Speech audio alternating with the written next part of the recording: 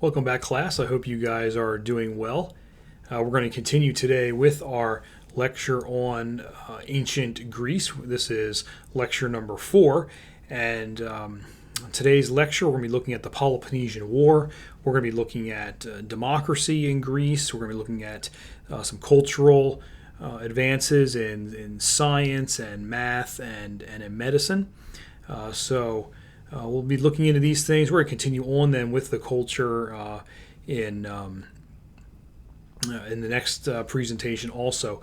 One note in regards to the format for this week, there are 2 lectures, lectures 4 and 5 for ancient Greece, and then the 6th session for this week is going to be a YouTube video on the Peloponnesian War.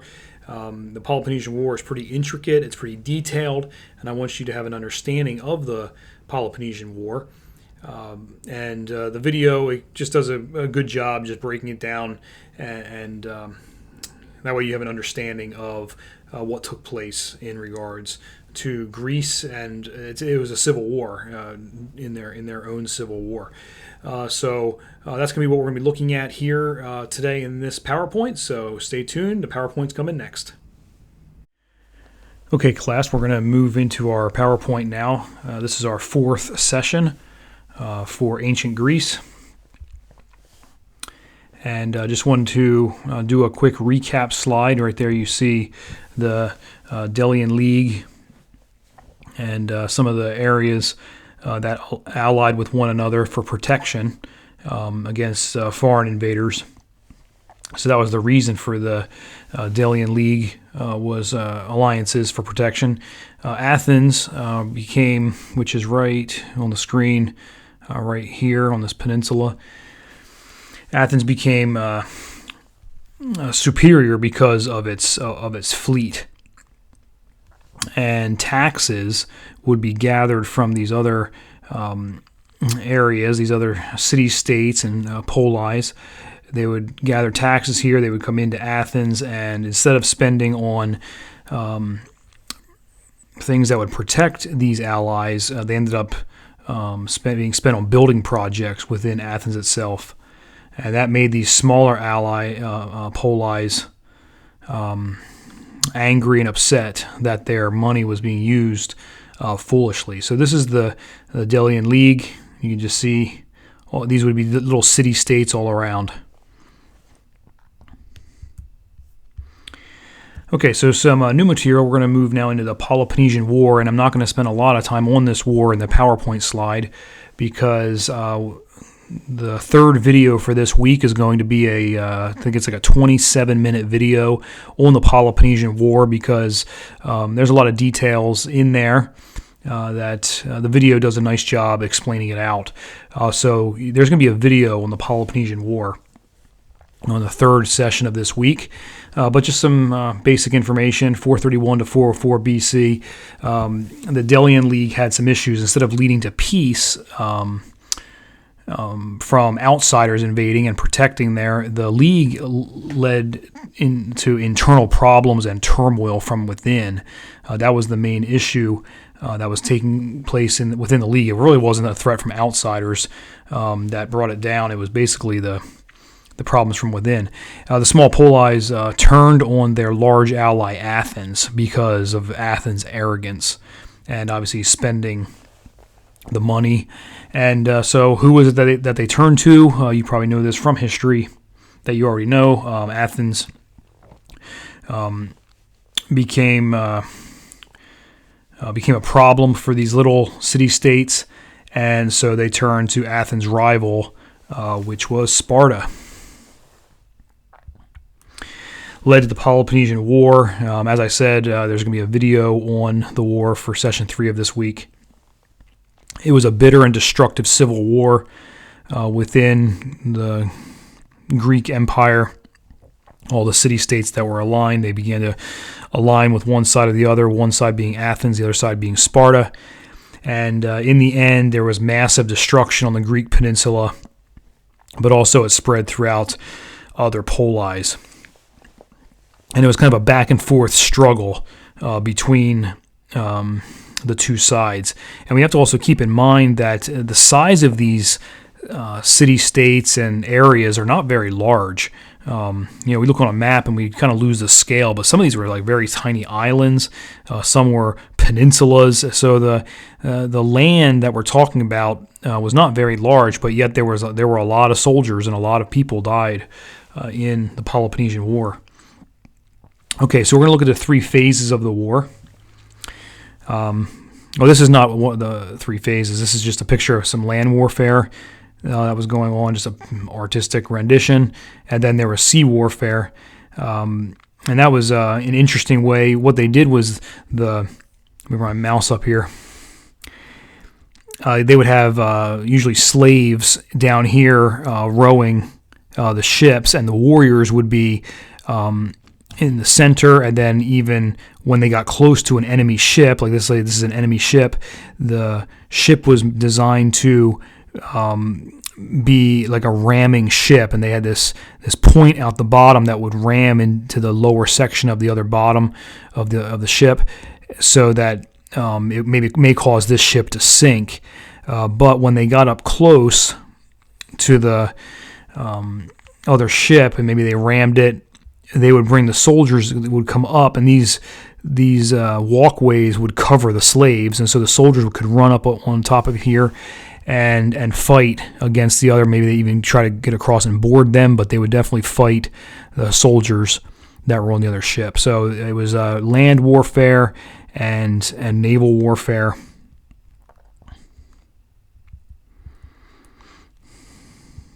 Okay. So the 3 phases that I had mentioned earlier, phase 1, Athens is winning, and that's about 10 years. And notice again the dates at the top. It's almost 30 years of war that's going on here. So the first 10 years, Athens is winning, and then the second phase is a couple years there of the Spartans winning. And then the third phase is actually called the Ionian War, 413 to 404 BC, and this ended the Peloponnesian War. It's kind of like a war within a war, is what it kind of comes down to. But the third phase is called the Ionian War. And basically what happened is in 413, Sparta captures and fortifies a city called Decelea. And in 412, the allies of the Athens revolted against the Athens. That was one of the big things that happened, was that the allies of Athens revolted against Athens.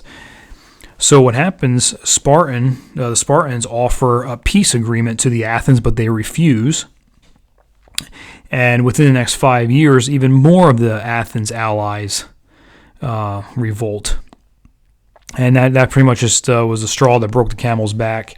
They lost a lot of their support from their allies, and Athens was defeated, and the walls were torn down in 404.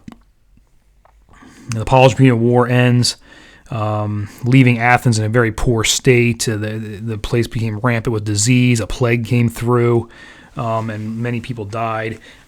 People were starving. It was overcrowded within the walls. Their leader Pericles had died.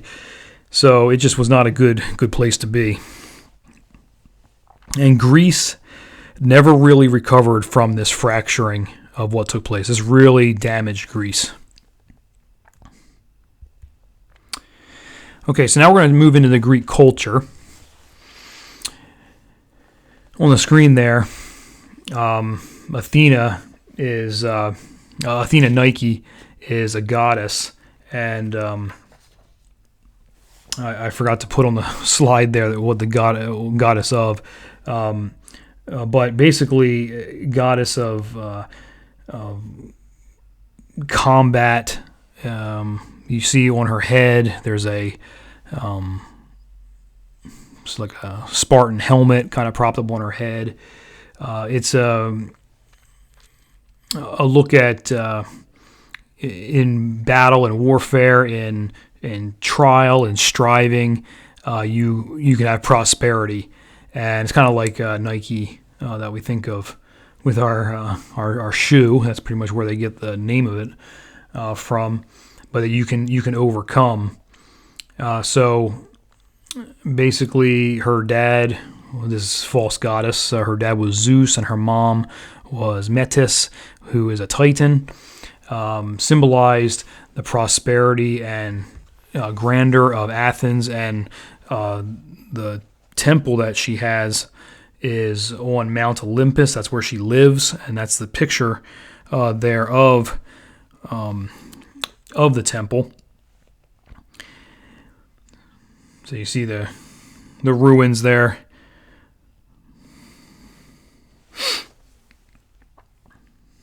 I'm just looking up here on my phone to get the right attributes. She is the goddess of wisdom, handicraft, and warfare.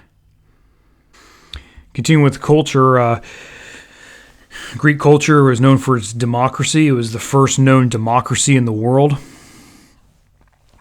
The main principle was basically one citizen equals one vote, which kind of makes sense. Ruling body was called the Council of 500, and there were 50 representatives from 10 areas that would bring the people in to this body. Interesting, they only served a 1-year term, which is kind of short for that many people. Basically, I'm not sure exactly how much they could get done within a year before they got voted out or continued. They would issue decrees for governance of the area. Representatives were paid by taxes. Just some information for you to know there. Juries. Again, with democracy, you start thinking of fair trials and being tried with by your peers. And so the juries were chosen by lot. And this I found kind of interesting. The small financial matters, which would be less than 1,000 drachmas. And so if you do the calculations of that today, which is today they have moved into the third period of drachmas, but of the drachma monetary system. But if it was the same today, that's about $3 today. And for that small financial matter of something, some crime or some issue that took place with $3, they would have 200 jurors to try that matter. If you had a larger problem or a larger matter in front of the court, which would be crimes or large financial issues, they would have 501 jurors. And these jurors were taken from a jury pool of 6,000 members. So a very large and elaborate kind of jury system.